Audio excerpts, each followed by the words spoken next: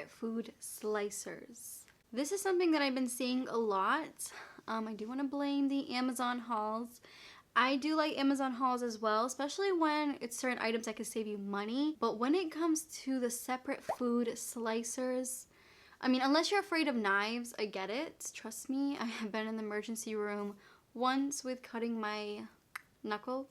Well, in between my knuckle, like yeah, it's a long story, but I went to the emergency room for using a French knife. I was using that completely wrong and I ended up cutting my finger. Anyways, if you're afraid of knives, I totally get, you know, you going towards this route. But if you're not, this is something that you don't really need. You know, you have to pick and choose your battles with these popular products because majority of them, you already have something in the house that works just like them or just as good as those products. So with the separate food slicers, I'm talking about the banana one, the avocado one, the onion, the garlic. Like there's so many separate food slicers when a regular knife works perfectly fine. You don't even have to use a large knife. You can use small knives. And also, a little tip, if you guys purchase just the onion slicer because you don't like to cry when you're, you know, chopping onions, the best way to go about when it comes to chopping onions just with a regular knife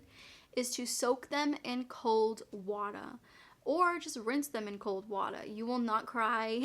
I haven't cried cutting an onion in years, and I learned this trick while being a waitress for 8 years. So you don't need an onion slicer to save you from your tears. All you have to really do is just put the onion under cold water, or, you know, you can let it soak in cold water, whatever you prefer, and voila, you won't cry no more while cutting onions. So you won't need that, you know, that separate onion slicer. So yeah, just a little tip for you guys. So the next time you guys see like an Amazon haul of, you know, must-have kitchen items and you see those separate food slicers, just keep it moving. You guys don't need those, trust me.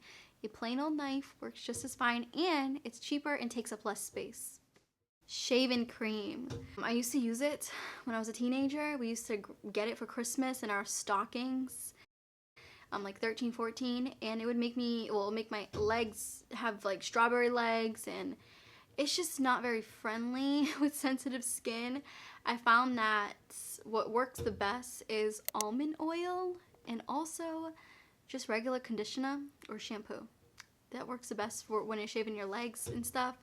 The bikini area, I use almond oil as well because it's a, you know, it's obviously fragrance free and it's a lot healthier for you than putting like shampoo and conditioner down there. But yeah, you don't really need shaving cream when it comes to you shaving your body. It's just one less thing that you need to buy when it comes to your shaving routine. You can literally use your conditioner and it works just as great, or you can use almond oil. I think there's other oils as well that works really good for sensitive skin and works 10 times better than shaving cream because oil actually nourishes your skin and it's natural. Miracle pills. What I mean by miracle pills is obviously diet pills, hair growth pills. I haven't tried diet pills because I was always afraid. I had a few friends back in the day that were on diet pills.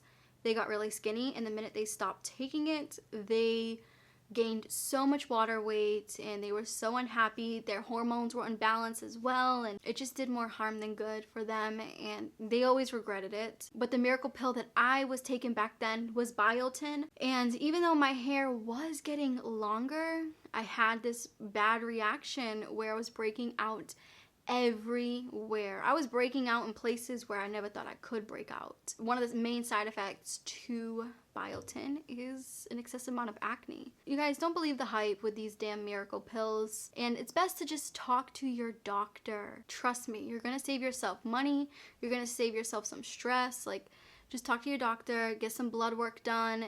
For me, I got blood work done. All I really needed, or all I need right now these days, is just B12. Everything else is perfectly fine. And once when I stopped taking an excessive amount of vitamins, and I felt less bloated. I was taking collagen, I was taking D3, so many vitamins. I think I was taking like 12 a day. Don't believe the hype, you guys. Miracle pills are nothing but a miracle, okay? All those companies want is your money. Dryer sheets. Again, this is optional, but I think this is like the biggest thing that you do not need when it comes to your laundry routine. There's so many reusable dryer balls. If you're not vegan, obviously there's wool balls. I have plastic little dryer balls. They got like little like, I don't know how you want to say that. I'll have a picture here of it. That's what they look like. They work amazing to take the static electricity off. There's so many other alternatives to dryer sheets now that are reusable and that can save you some cash and also help the environment at the same time, which is amazing. So once again, another popular home item you do not need, especially when it comes to like doing comforters, like when you're putting the comforters in the dryer. I just use like 5 of my reusable, we own like 10 of the balls. I just put 5 of them in the dryer and voila, it comes out static free and it's perfect. There's some of them where you can add like essential oils if you want to get fancy. I don't go that route. Again, sensitive skin over here and most fragrances give me a headache. But yeah, there's something out there for everybody when it comes to reusable dryer sheets. Shoes for newborns. I know I'm not a mom, and I know a lot of you guys probably think that like, oh, well, Carrie, you're not a mom, so you don't have a say in this. When my niece was born back in 2012, everyone bought her shoes as a newborn. My sister had Jordans. She had all these little newborn shoes. And you know how many pairs my niece actually wore? 0. She didn't wear any of that stuff because she was a newborn. And within like, I mean, I feel like the newborn stage only lasts up to a certain amount of weeks. And then that's it. So those shoes that my sister got, the Nikes, the Jordans, all of those cute tiny little shoes, she had to give them away because she even said it was a pain in the butt. You know, after you have a baby, you're not focusing on putting shoes on them. You're just staying in the house and they're not walking, they're not using them. So it's just, again, another popular item that you don't need for your child. And it's something that I definitely will not be purchasing in the future when we do have our kids. I do not want newborn shoes because it's pointless. Of course, I'm going to get them shoes, just not when they're newborns because they're not going to use them. It's better to get them like nice warm socks rather than shoes. I don't know, makes more sense. Expensive out-of-box cases. The out-of-box cases are beyond expensive when it comes to phones.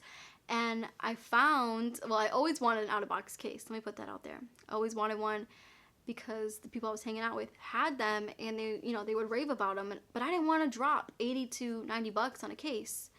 And then I came to the conclusion that there is dupes for the out-of-box cases. And I've talked about this before. I'll have this one linked down below. This is the Poetic one. They also have Unicorn Beetle. This is, you know, they're both the same thing. Has a little stand. I don't really use it that much, but it has a little kickback stand and it also has built-in screen protector. So it's one less thing that you need to buy. And yeah, you don't need the out-of-box cases. Those cases cost $19. Most of the time they're under $20. I've never paid more than $20 for those cases and I've only owned 2. The other one I had was for my iPhone XR and I had that for, I think it's like 4.5 years. And now I have the iPhone 13 and I'm sure I'm gonna have that case until that phone dies. Plenty other non-name brands that work just as good for a fraction of the price. iPads, MacBooks, AirPods, etc. I'm gonna put this out there. I have an iPhone, I have a MacBook Pro, and I have AirPods. Those are all the things that I feel like I need because this is my job. If this wasn't my job, I would just have my phone, to be honest with you guys. And maybe the AirPods because those are really good to like work out with, and especially talking on the phone when you're out and about, walking around. It's nice to have something that there's no wires, but that's just my personal preference. But I see a lot of people getting iPads and they don't use them. I had an iPad back then and I didn't use it. I spent, I think it was like $180. I bought it off someone from work and I didn't use it. It just stood on my desk. I used it maybe like once or twice out of the month, and the rest of the months I would be on my phone. So silly. Like I could have saved that money, and I really thought that, oh well, everyone has an iPad, so it must be cool to have. It must, you know, maybe I can get use out of it. No. So this again is a personal preference, but there is popular tech items that you think you might need, but you really don't need. So if you're that kind of person that is constantly busy, working all the time, and just always on the go, you probably don't need an iPad because you're probably not going to have time to use it. If you are that person that is a content creator, you might get use out of a MacBook Pro or a Windows computer. Or if you're in college, you might get use out of those. Rather than a person that works the 9 to 5, at a office job, they might not need a MacBook Pro because they already have a computer at their job, and when they clock out, that's it. They're done with computers for the day. So what's the point of having one at home? A very expensive one at the least at home. And I have been seeing a lot of like content creators using their iPads to do their thumbnails, or for them to just, do like planners and stuff, like digital planners. And for me, I still don't feel the need to have an iPad. I feel like my notes on my phone works perfectly fine. I like to write down things as well, I like to physically write down things.